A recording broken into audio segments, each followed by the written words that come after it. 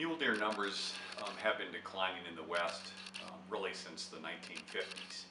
Um, so it's not a new trend, but this has created a lot of concern on the part of the public.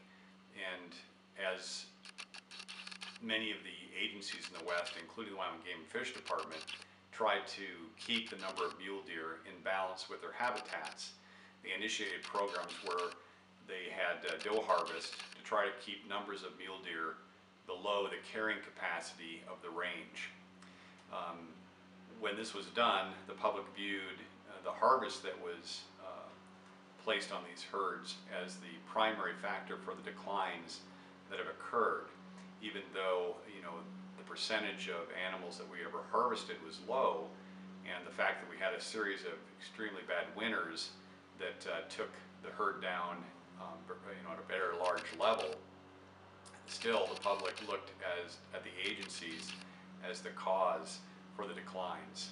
We got involved in this project because there was a long history with the agency in our interactions with the public relative to our mule deer management in this area. Over the years, we had lost quite a bit of trust. I think it worked a lot better than we had anticipated. It certainly, I think, built trust with the public as we went through that process. It is a learning process on both sides. The agency had to be very open to listen to what the public had to say to us.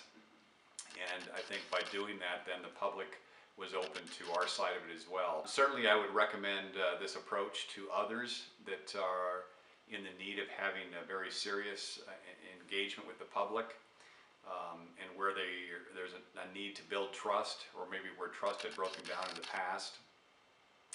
But I would not use it lightly. It's an expensive project, both in terms of personnel time, the need for external facilitators, and just a series of public meetings. The cost per individual that we contacted was extremely high, but we're hopeful that that process will help us build trust and really save us a lot of time in the future as we work towards problems and solutions in the mule deer herd. The final outcome of the collaborative process was the development of a plan. This is an operational plan that we will go forward with to try to improve both habitats and our management for mule deer in the Wyoming range. And so the plan itself and the issues that we addressed were based upon the priorities that the public gave us and the topics that they brought forward. And so really they had a lot of ownership in it, and we tried to address their concerns as we heard them.